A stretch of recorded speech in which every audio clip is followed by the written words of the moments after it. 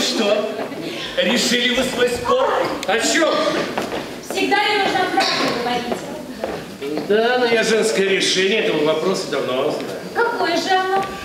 Правду можно говорить иногда только приятельницам. И то с большой осторожностью. А вот мужьям никогда. А вы разве женам всегда правду говорите? Но это другое дело.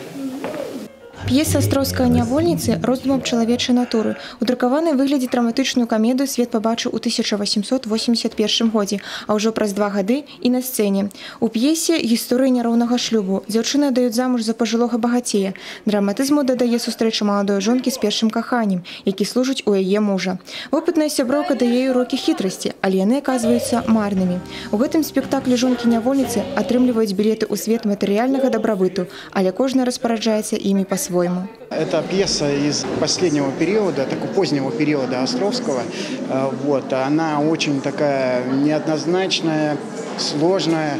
Вот, наверное, своей сложностью и неоднозначностью она меня и привлекла. Вот эта пьеса, мне кажется, о поиске жизни, поиске предназначения своего. Я думаю, что взаимоотношениями между мужчиной и женщиной и выбором человека или его отсутствием, и отношением к чувству любви. Работу над спектаклем пачалі напрыканцы лютага, рыхтаваліся з натхненнем і цікавасцю, кажуць акцёры. Здесь сошлись звезды так, что у нас времени на постановку было очень много, и наступил момент даже в репетициях, когда света в конце туннеля не видно. А уже кажется, что мы прошли такой длинный путь. Здесь было очень интересно, потому что режиссер другой и абсолютно новый подход к актерам, к говорению текста, произношению текста, к построению мизансцен.